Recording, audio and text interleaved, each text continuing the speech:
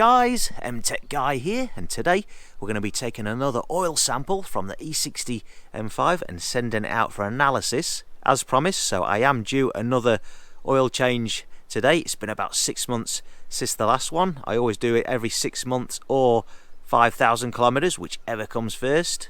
So I'll get the sample taken, I'll send it away to the lab, and when I get the report back we'll take a look at that and we'll also see how it compares to the last set of readings that we got. And then in another 6 months time I'll plan to do a third oil sample and we'll see how all three line up together. But anyhow, this is the second one. Let's get the car jacked up, we'll get the oil drained and get that sample taken.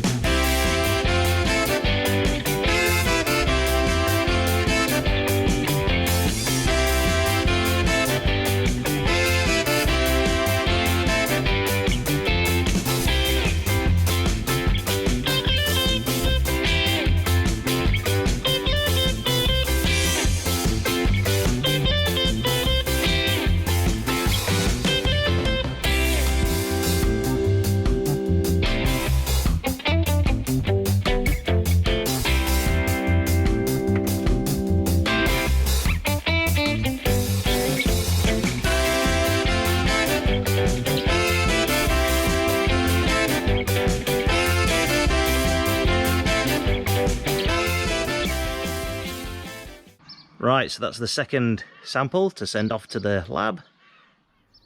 Right, so we've got the latest oil analysis report here. Now if you take a look at these two dates here, you can see on the right hand side we've got the original report that we had done last time, and then we've got the latest one on the left hand side there. So it's good that they've included both reports so far so we can carry out an easy comparison. So the main thing we're looking for is the rod bearing material. Now, like I've mentioned before, when my rod bearings were replaced, it was just before I bought the car, so I'm not sure what rod bearings they've used, whether it's the original type or an aftermarket equivalent, which would be made up of copper and lead, or they could be tin aluminium. So either way, we'll just look at all four readings and that's going to give us a good idea. So if we first take a look at the copper, you can see we've got 2 ppm the last reading, that's 2 parts per million. This time we've got 1. So imagine that little bit of copper there is probably the remnants of the old rod bearings just floating around the system. It's going to take quite some time to flush it all out. We've got 0 lead, so the original rod bearings would have been made up of a lead coating and then copper underneath, so the lead's 0. And if we take a look at tin aluminium, we had 1 ppm of tin last time, 0 this time, and aluminium up the top here, again 1 there, 0 this time.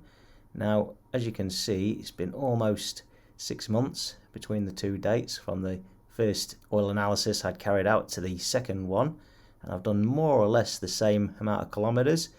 I've ended up almost daily driving the car to work on a regular basis, so it's not a huge amount of kilometers, but should be enough to give us an indication, and also with them being pretty close together in kilometre distance travelled, it should be a pretty accurate trend that we're building here. Now, even though I covered slightly more kilometres last time, you can see that the zinc is a slightly higher reading than this time round.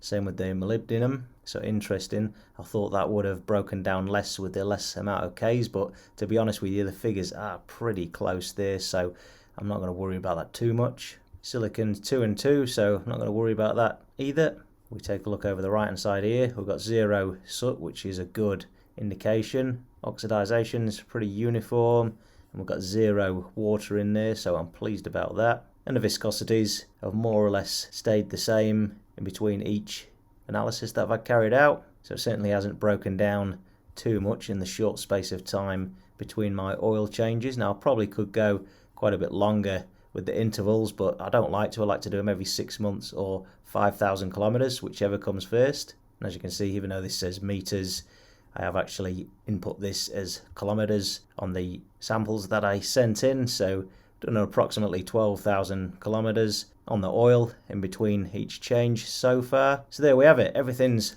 looking good. I can't see any indication of rod bearing wear there, but like I've said before, I always let the car warm up properly before I start revving it out. And I think that's one of the best steps you can take with these vehicles. You just got to be patient, and then once that oil's up to temperature, you can start having a bit of fun. So there's our 2 oil sample readings there. I'll take a third in 6 months' time when we do the next oil change, and we'll see how it's looking as our trend builds nicely there.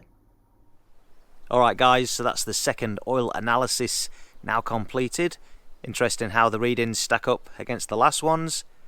So as promised, in 6 months' time, I'll do another oil change and we'll take another sample and we'll get it analysed, and then that'll give us a mean average to go on, them 3 readings together, and we'll see what it looks like and see if my rod bearings are due to self-destruct at any minute. But anyhow, if you found the video interesting or useful, don't forget to give it a like, and make sure you go and check out the rest of my YouTube channel for more BMW E60 M5 content.